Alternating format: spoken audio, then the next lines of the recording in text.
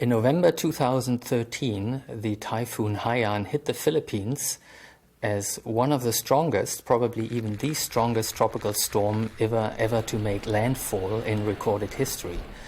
Part of the devastation caused by the storm was due to a big storm surge that hit the coast, and this storm surge was made worse by the fact that sea level in the area of the Philippines has risen much more than everywhere else on the planet. We can see it on this diagram, which shows the observed or measured sea level rise, measured by satellites in this case, since 1993, when these satellites were launched. And we can see that there is an exceptionally large rise in the tropical Western Pacific. Now, where does this come from? This is due to the fact that the trade winds that blow near the equator from east to west have actually increased in the last decades, and they are pushing more water towards the west, piling it up on the side of the Philippines there. And you can see that sea level has actually dropped in the eastern Pacific. Now, we don't understand yet why the trade winds have increased like that, whether this is part of natural variability or whether this is a response to climate change. We don't know that, but this example highlights the fact that sea level is not flat and that it is not rising uniformly everywhere, but there are some important regional differences. As a side remark, this high sea level is associated with a strong anomalous heat content in the tropical Western Pacific, in the upper ocean, which is one of the main reasons why this storm became so exceptionally strong as well. So ocean heating and sea level rise are in this case connected, and they both contributed to this typhoon being so devastating. Now, I want to discuss the issue of regional differences in sea level rise and the impacts that this has in this short lecture. And I first want to remind you that sea level has risen globally by about 20 centimeters since the late 19th century due to the global warming, the modern global warming caused by our greenhouse gas emissions. But the sea surface is not flat. There are differences, and one of the main reasons for these regional differences is the ocean currents and the winds. And here we see a map of what is called by the experts the dynamic topography, which is the kind of sea surface slopes that are caused by the ocean currents, ocean circulation. And we see there are differences of up to plus minus 1 meter here. The sea level is particularly high in what we call the subtropical gyres in the Pacific Ocean, but also to a lesser extent in the Atlantic. And we see the sea level is generally lower in the high latitudes where the waters are cold. And we see also an interesting feature that in the North Atlantic it is about a meter lower than in the North Pacific at similar latitudes. That is due to the fact that in the North Atlantic deep water is being formed. That means that water is sinking down from the surface to the deep ocean, where it then spreads, which is part of the big ocean circulation, which we sometimes call the conveyor belt, which basically flushes the entire deep oceans around the globe from the North Atlantic. Another reason for seeing regional differences in sea level is the differences in gravity. Some of that comes from the gravity of the underlying rock, for example, which has different densities in different parts of the world and causes a big deformation of the shape of the whole Earth that is not like a perfectly round ball. And that, of course, is largely unchanging on the timescales we're interested in. But also important is the gravitational attraction of the mountain glaciers and the big ice sheets. So the Greenland ice sheet, for example, has a gravity effect, which means that it is pulling the ocean surface waters towards it. And that means when the Greenland ice sheet melts, it adds water to the global ocean, but paradoxically, the sea level along the Greenland coast will go down because the Greenland ice sheet then has less gravitational pull, and the water is moving away from the Greenland shores then. And that means it rises more than average in other areas far away from the Greenland ice sheet. And the same holds for the Antarctic ice sheet. Now, not only the sea level is rising by different amounts in different regions, but there is the additional factor that the land in some areas is rising and in other areas it is subsiding. For example, Stockholm is rising and much of Scandinavia because it was liberated from the weight of the huge ice sheets at the end of the last ice age. And the continental crust is still adjusting to that, and so the land is going up there faster than the sea level rises, so that relative to the land, sea level is dropping in cities like Stockholm. But in other areas, the land is subsiding, sometimes also due to human activities, for example, the withdrawal of groundwater or oil pumping in coastal areas, which leads to subsidence. The second point to remember is that sea level does not rise uniformly everywhere.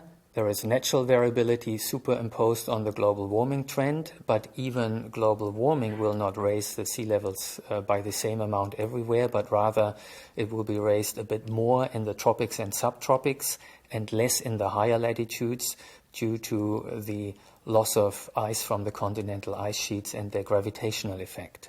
Those regional differences are taken into account in the future sea level rise projections by the Intergovernmental Panel on Climate Change, for example, which we can see here. There are two maps for the sea level rise towards the end of the 21st century. On the left side, we see a map for a scenario with low emissions where there are stringent emissions reductions, and on the right, we see a high emission scenario. And you can see here that the sea level rise, especially in the tropics and subtropics, is greater than on average, where you see the dark red colors, for example. And you can see that around Greenland, there is a region with with very little or even negative sea level rise because of that gravity effect.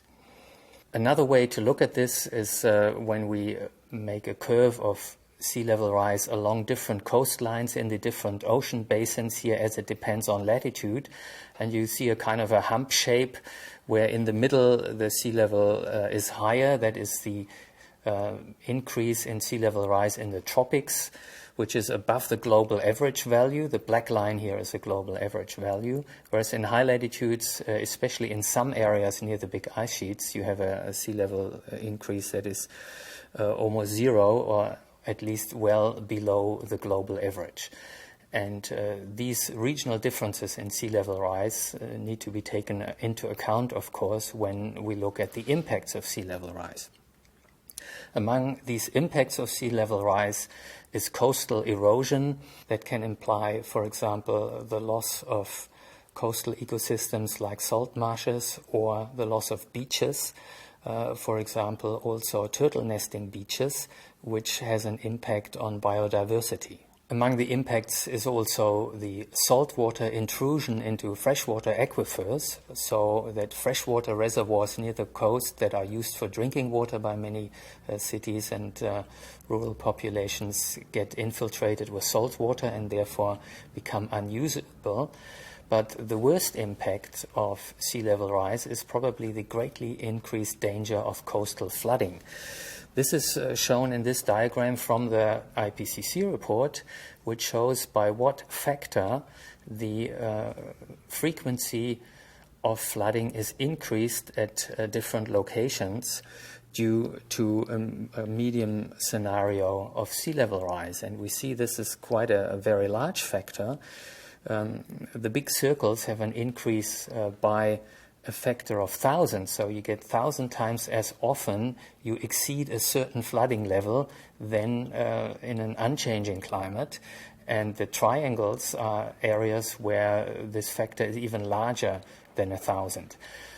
How often a particular area is flooded increases by a huge factor if the sea level rises as much as is predicted here for the late 21st century. And we can already see this increase in a flood risk today with tropical storms like Haiyan or like the Hurricane Sandy, where the higher sea level, of course, adds to the storm surge that is generated by the storms, and often it even increases the storm surge disproportionately, because it allows the water to surge in faster across shallow continental shelves if the sea level is higher. These factors lead to a very different vulnerability of different coastlines to sea level rise, as we can see in this diagram. It's particularly vulnerable coasts are those that are low-lying, of course, but it's also coasts where the potential for protection measures is quite low because of relatively low-income countries sitting there. And also we see that the vulnerable areas where the flooding risk increases most is areas where normally by nature you have only very small sea level variations, and therefore the coastline is not used to extreme high water levels, and so there's a low level of adaptation in these areas. We can see that also some of the ecosystems that protect the coasts from storm surges will get damaged by sea level rise. It is projected that significant fractions of the mangrove forests around the world's coasts could be displaced by rising sea levels. Often they can't extend backwards into higher land because behind a coastal mangrove forest there may be a road, etc., so that the natural coastal dynamics that could to some extent compensate for sea level rise cannot operate in a modern world where humans are taking up much of the space with their infrastructure. And so there are exacerbating effects of loss of coastal ecosystems like mangroves that protect the coast and the sea level rise, and potentially also a risk of stronger storms in the future due to an increase in the intensity of the strongest hurricanes, although that is not an entirely settled scientific issue as yet. So the take-home points to remember here is that global warming leads to sea level rise. That is obvious, simple physics, because it adds heat to the oceans, which expands the ocean water, and it melts continental ice, so more water flows into the ocean. The second point is that the sea level rise will not be uniform. It will differ somewhat between different regions. That means that mostly in the tropical and subtropical areas we're expecting an above average sea level rise. I might add there that in addition to the sea level changing, there's also the land changing. We have some cities that are subsiding, like Venice or Bangkok, for example. We have some areas of uplift. For example, Stockholm is a city that has experienced significant uplift because it was freed from the big ice sheets at the end of the last ice age. So there are these regional differences that we need to take into account, and there are also large differences in the vulnerability of different coastlines to sea level rise. So the impacts will differ strongly according to which coastline you are looking at. And in the longer run, when we expect a sea level rise going beyond 1 meter for unmitigated emissions, we may expect that the survival of coastal cities and also entire island nations is seriously at risk. What we can do about it is, first of all, we need to adapt to the rising sea level. That is already happening in many coastlines around the world. For example, in my native Germany, where we are raising our dikes and also building particularly wide dikes that can be easily raised further when sea level goes up further. But we also need to try and stop sea level rise as fast as we can by reducing our global greenhouse gas emissions and limiting global warming to a maximum of 2 degrees, or well below 2 degrees, I might add, because even 2 degrees warming can lead to a sea level rise that will be, to some vulnerable coastal areas, quite devastating.